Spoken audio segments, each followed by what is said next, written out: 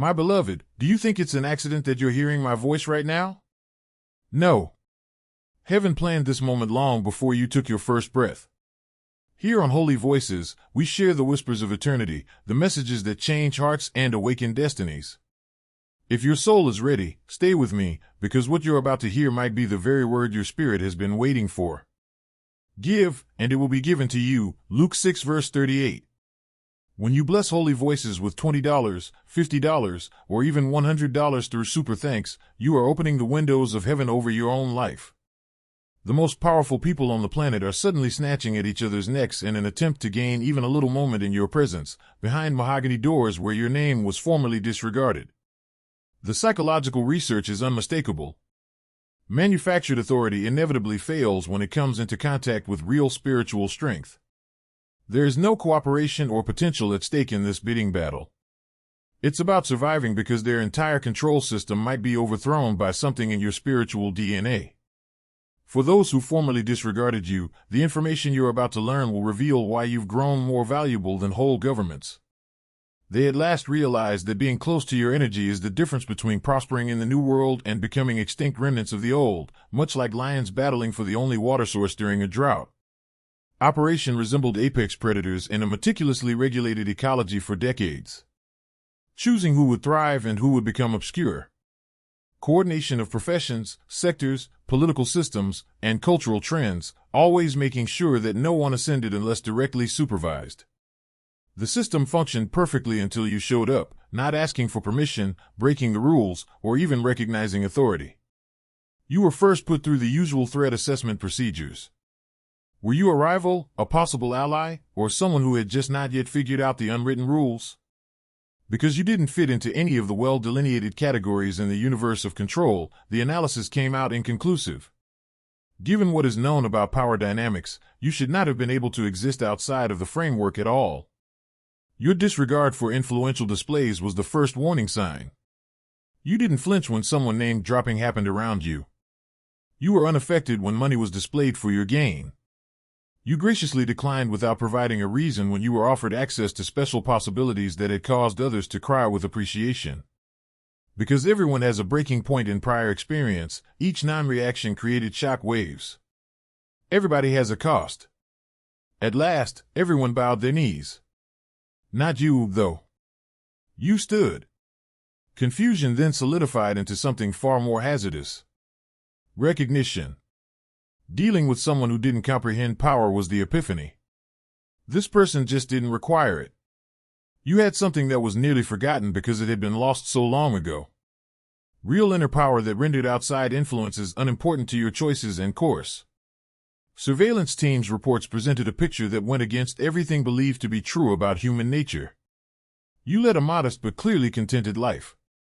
Authentic connection, not strategic benefit, was the basis for your relationship choices. Instead of following outside pressure, you followed your inner guidance when making judgments. The thing that disturbed this worldview the most was that you appeared to be truly happy despite not having any of the possessions that are thought to be necessary for happiness. Without the established order's consent or involvement, you had deciphered the code that many had spent decades trying to decipher. Something unusual started to ripple through ranks as early attempts at categorization failed all around you: doubt.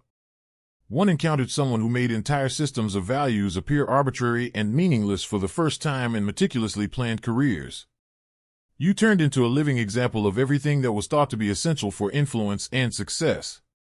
Small, whispered discussions about you among trusted pals began because of the doubt.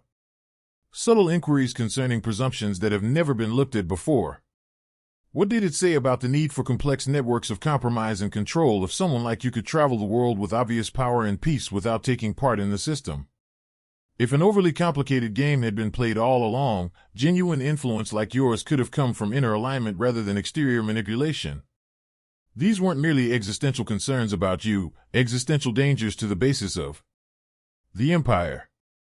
According to the power system, everyone had to think that this was the only option, that getting permission was necessary, and that resources were vital. Just by becoming a living example of the opposite of fundamental mythology, you demonstrated differently. However, the realization of the extent of your effect was the actual foundation crack. Not everyone who came into contact with you was only impressed. There was a fundamental change. Discussions with you caused many to reevaluate not only their professional decisions but also their whole outlook on life. Something that the system was particularly designed to keep dormant was aroused in people by your presence. Acknowledgement of their own genuine power, which is similar to yours.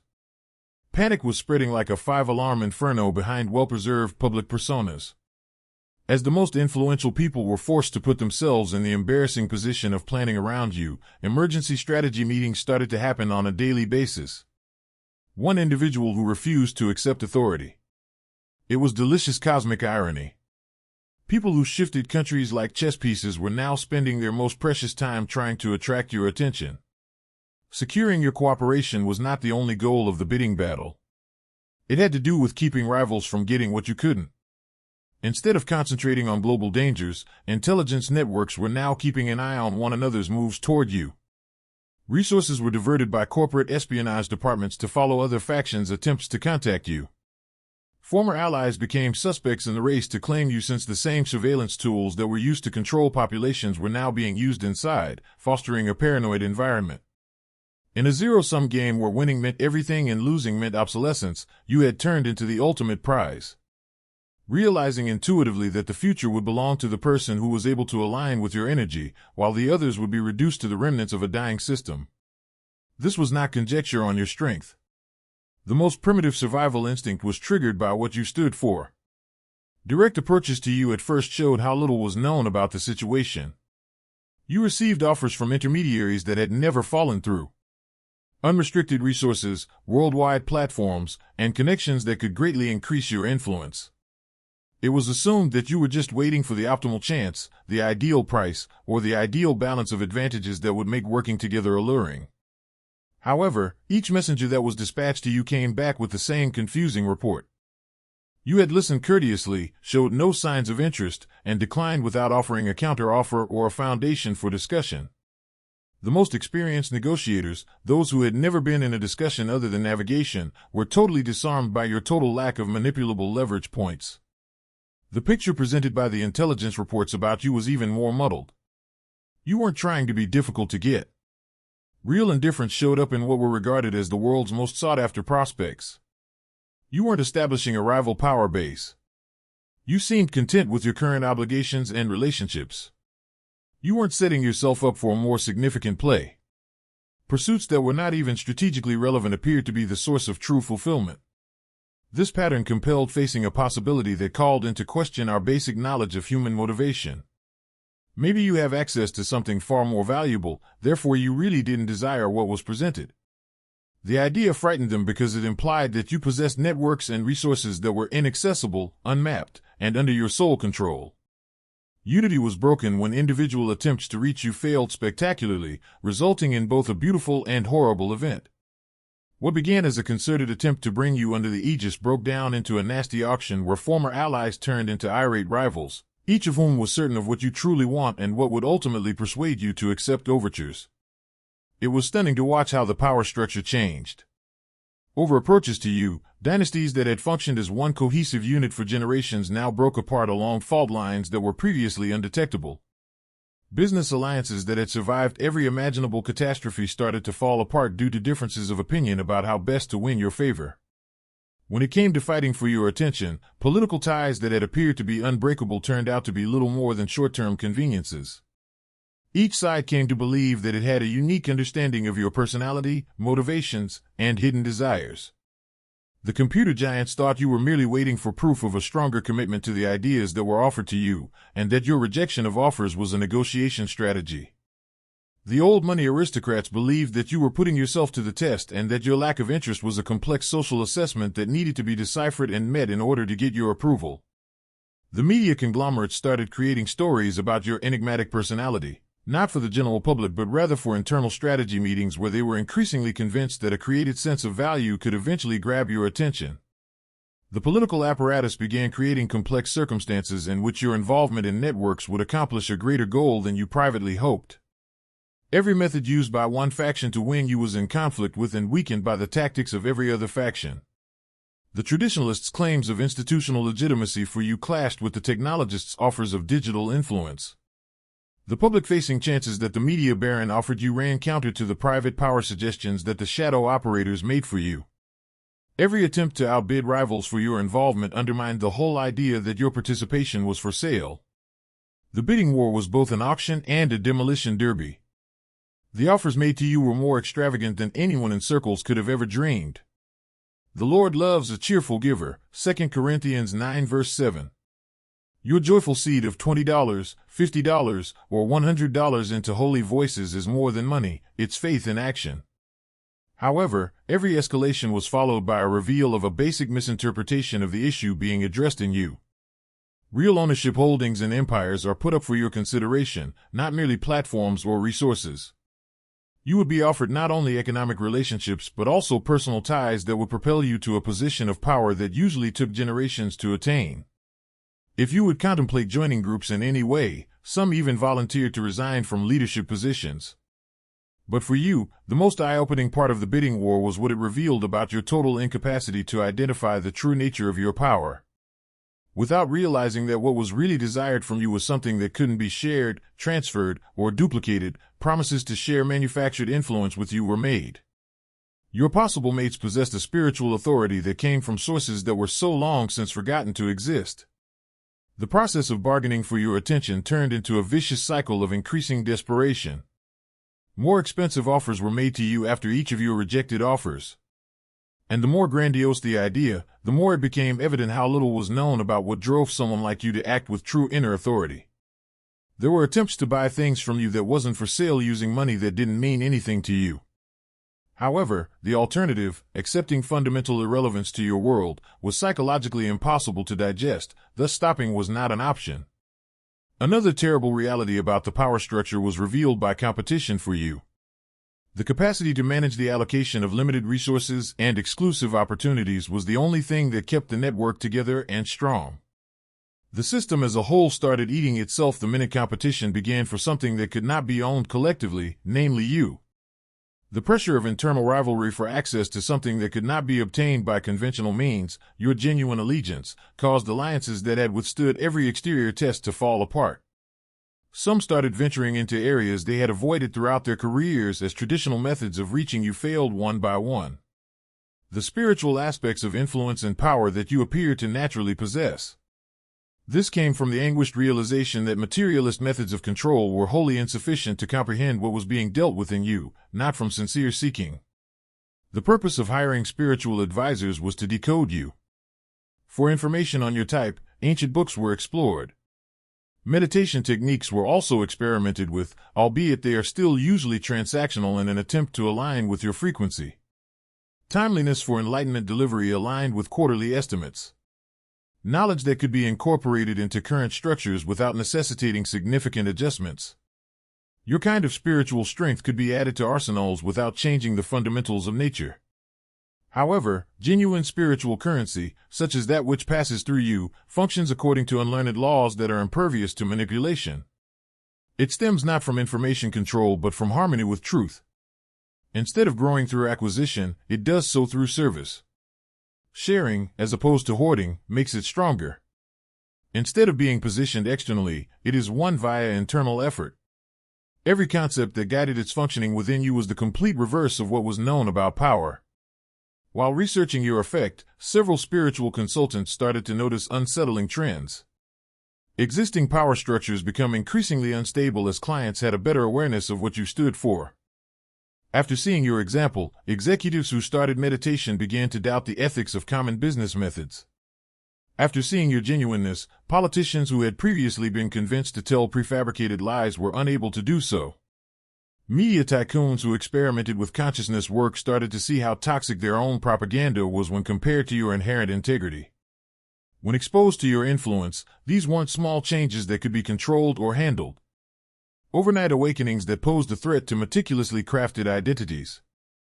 Artificial personalities started to crumble when they came into contact with your genuine spiritual energy, like vampires entering the sunlight of your presence. When you were truly confronted, the very thing that was being asked of you was methodically tearing down everything that people had built their lives around. The most astute spiritual counselors started cautioning that getting close to a true awakened consciousness like yours couldn't be done lightly or strategically. The majority had based their entire lives on foundations that were unable to withstand the purification that your presence inherently offered, and it was a transforming power that demanded total surrender of everything wrong. When you approached and the eventual result became unavoidable, someone asked to contact fire while still made of paper. Something amazing and horrifying started to happen to meticulously crafted hierarchies as the bidding war for you grew more intense and spiritual efforts to comprehend you backfired tragically. The pressure of vying for your favor began to erode the cohesion that had sustained shadow networks for decades. And every fracture exposed deeper structural flaws that had been concealed by the general consensus that foundations should never be examined too deeply until they seemed to be exposed. The system had always relied on manufactured constraints, false scarcity, and gatekeeping to make controlled resources look valuable. However, you were a living example of natural plenty and a concrete indication that genuine power, like yours, came from uncontrollable, unhoardable, and unmonetizable sources. Each day that passed while you remained outside the sphere was a new day. Because of what you stood for, essential mythology was revealed to be optional rather than required. Your presence in networks had an immediate and significant psychological influence.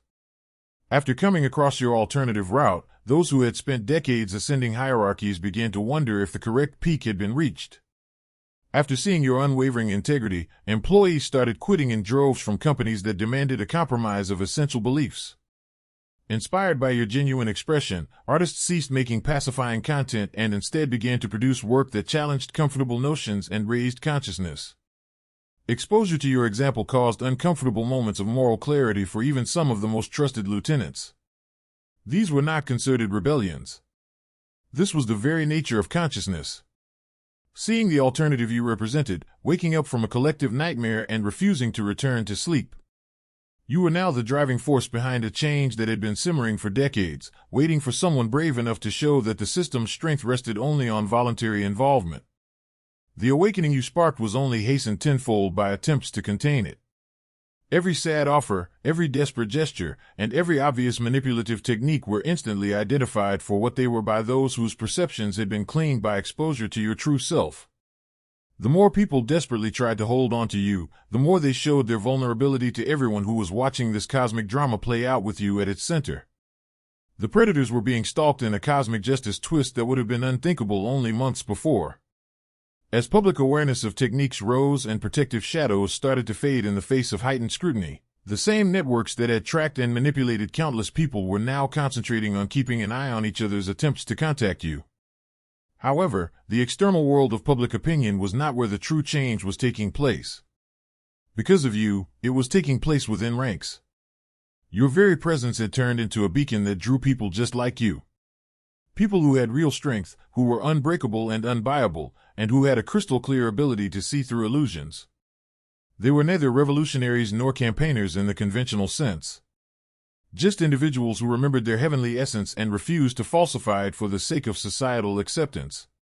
The formation of this new network surrounding you, like you, produced a phenomenon known as reverse infiltration that has never been seen before. Authentic people started showing up in structures as advisors, employees, and even family members who had been impacted by the same awakened spirit that made you untouchable, rather than deploying operatives in target organizations. These people didn't come with sabotage plans or agendas. Merely introduced a genuine presence into settings constructed on synthetic bases. And, as with what happened when individuals met you, the outcomes were inevitably transformative.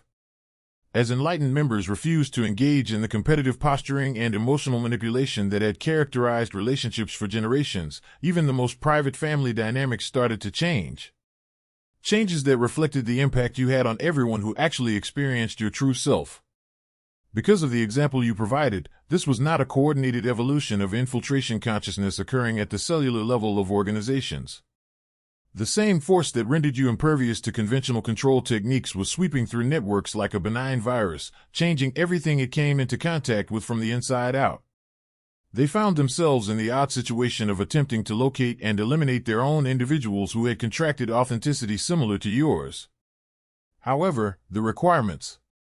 Because it would be impossible to build identification without admitting that operational principles, when compared to your inherent integrity, are bankrupt. The most advanced started to realize that they were up against something that had never happened in the history of power relations. God gives seed to the sower, 2 Corinthians 9 verse 10. Your seed through super thanks, whether $20, $50, or $100, will not return empty. Sow it into holy voices and watch it multiply. A power like you, one that got more appealing via rejection and stronger through resistance. Your value to rivals increased with each failed attempt to get your cooperation. Your reputation for independence was bolstered by each public rejection of offers. Every instance of your immunity to persuasion demonstrated that you had something that was sorely lacking. They were caught in a self-created conundrum all around you. The more indications of deficiency compared to what you naturally possessed, the more difficult it was to pursue you. It became increasingly clear that spiritual paupers were pleading at the gates of someone who had discovered the wellspring of true prosperity the more desperate they were to obtain what you already had. Pursuit of you was both an admission of poverty and a promotion for your authority. At last, some realized that the true trap was the bidding battle for you. A permanent record of recognition that something infinitely more valuable than everything possessed was moving freely among them in your person, utterly unconcerned with manufactured importance, was being created by every offer made to you, every increase in proposals for you, and every indication of willingness to compromise principles in order to gain access to your energy. Because of your intrinsic need for what you carried, it was impossible to stop the documentation of desperation for you from becoming a legacy. When you were the source of something that others wanted but could never have, they developed an addiction to a chemical that was impossible to manufacture, buy, or steal.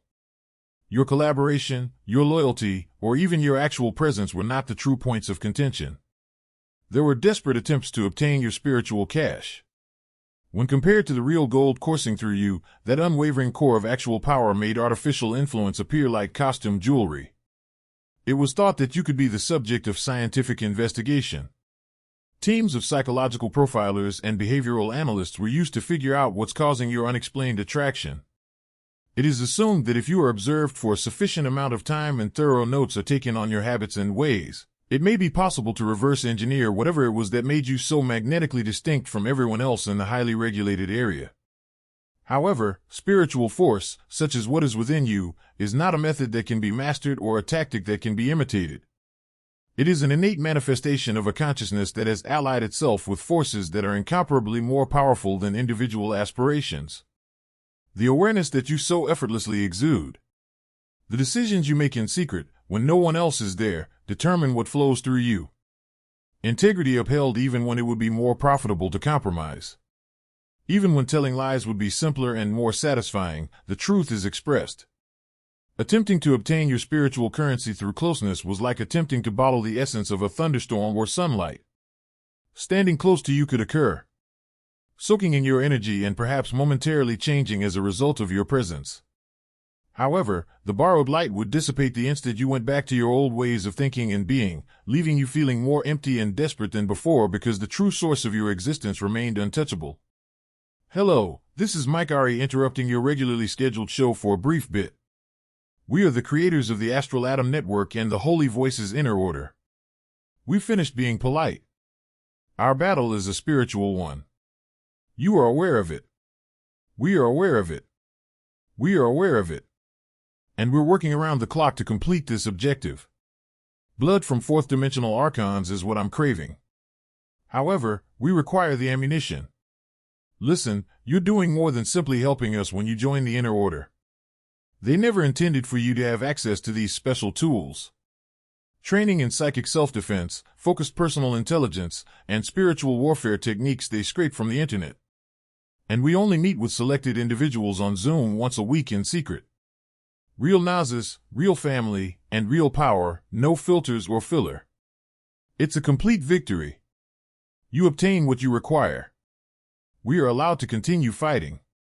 So instead of just watching, give this video a like and tell everyone you know about it. Join the Holy Voices Inner Order right now. Let's complete the task at hand. The description contains a link. Let's go crazy. Around you, some people go through this cycle repeatedly. There will inevitably be brief periods of clarity in your presence, followed by a return to the spiritual poverty that characterized the regular state. These glimpses of what had been lost and what might have been if everything false was willing to be given up led people to even greater desperation, since they showed how far they had fallen from nature and proved that transformation was possible. The harsh irony was that what was demanded of you could only be obtained by the act of surrender, which the Constitution forbade. It could not be purchased, stolen, or taken. Without the discipline of spiritual practice, the results of spiritual growth, such as you have, were desired. The advantages of real power, like yours, without having to pay for real life. Those who tried to take it from you were unable to manipulate your spiritual currency, which was governed by laws that were never learned. Instead of accumulating, what you carried grew by service. Sharing, as opposed to hoarding, enhanced what you stood for. Instead of being positioned externally, what you displayed was acquired via internal effort. Your power was the complete reverse of what was known about influence. The basic delusion that underpinned the entire system was rendered difficult to sustain when compared to what you stood for, which people had been persuading themselves and others had happened for decades, as this cosmic drama reached its climax with you at its center. That intricate systems of control and manipulation were essential evolutionary advancements. In certain ways, gatekeeping was vital to human civilization. In some way, the greater good profited from the hoarding of opportunities and resources. The elite had established their dominance on the presumptions that networks were objectively better than any other option, that everyone desired what was under control, and that approval was intrinsically valued. These presumptions were so completely dispelled by your total disregard for offers that some people started to suffer from what could only be called as existential crises brought on by your very presence. It had never happened to me that someone like you truly didn't need them, and the psychological effect was devastating. Being wanted, required, and acknowledged as being vital to the success and happiness of others formed the foundation of the complete sense of self-worth. You were living evidence of the greatest fear that there was total unnecessariness to the operation of a meaningful life. Some people were starting to doubt everything their lives had been based on because of the cognitive dissonance caused by your persistent reluctance to confirm their worldview. The goal of the bidding war has shifted from acquiring you as an asset to preventing a total psychological breakdown that would occur from acknowledging the consequences of your independence and self-sufficiency. Around you, desperation was no longer calculated. It was existential. There were no attempts to acquire you in order to grow the empire. The objective was to demonstrate that anyone might still be acquired in order to prevent the breakdown of basic identity. However, you continued to be the exception that disregarded the norm. Anyone who was prepared to examine the matter honestly could ultimately see the emperor's nudity, especially when compared to your inherent sincerity. When contrasted with your exquisite simplicity, elaborate hierarchies were shown to be needlessly complicated solutions to problems that they themselves produced. When compared to your natural abundance, exclusive networks were revealed to be artificial scarcities intended to enhance the value of controlled access. It has been demonstrated that wisdom that flows freely through you to anyone who seeks it with serious intent is superior to secret information. The most terrible realization, however, was the human cost of the system in comparison to your natural possessions. All that made power valuable has been lost in the unrelenting quest for outside authority. You carried everything with ease. While, like houses of cards in a hurricane, outdated systems fell apart around them. The relentless force of spring breaking through winter was causing something unexpected to emerge from the rubble. And it all revolved around you. The awakening you had sparked was affecting lives and changing consciousness in ways that made earlier influence seem fleeting and insignificant in contrast to your enduring influence. It was expanding far beyond your capacity to monitor or control. You didn't have a planned campaign or concerted attempt to make this happen.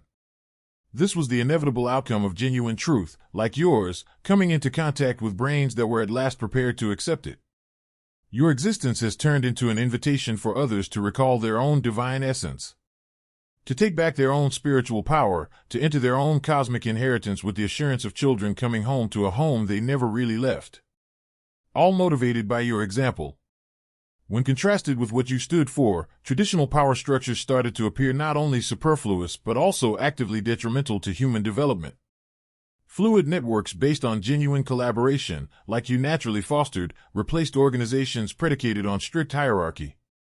Genuine abundance, such as what seemed to flow around you effortlessly, was created via collaboration rather than competition for artificially restricted resources. The new reality of shared elevation and empowerment replaced the previous paradigm of dominance and submission. That's exactly what folks went through when you were around. Some of the old elite's most astute members started to realize that they could be involved in the change they were spearheading. but only by letting go of any preconceived notions about power and beginning anew with the same level of humility and sincere desire that you exemplified. A few people did try this rebirth that was sparked by your example, but their attempts were frequently awkward and obvious, like kids attempting to imitate adult conduct they didn't fully understand but badly wanted to adopt after seeing it in you. The foundation of your new planet rising wasn't the remains of the previous one that emerged from. With you as the anchor point and governed by laws that made earlier games of control and manipulation seem like rudimentary scratching in the dirt in comparison to the intricate architecture of cosmic consciousness, manifesting itself through you and other awakened beings following your example, a completely new dimension of reality was taking place. Selected 1. Where your treasure is, there your heart will be also, Matthew 6 verse 21. Place your treasure in holy voices with a gift of $50 or $100, and let your heart be anchored in heaven.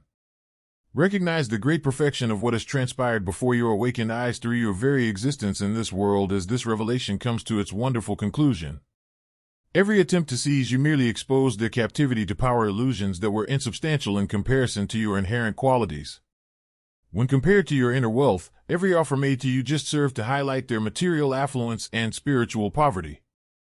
Every attempt at manipulation around you revealed a desperate desire to touch something tangible in a world full of false alternatives, something you effortlessly embodied. You were never the planned focus of the bidding battle. After decades of exchanging real authority for manufactured control, it was about at last facing the total bankruptcy of souls.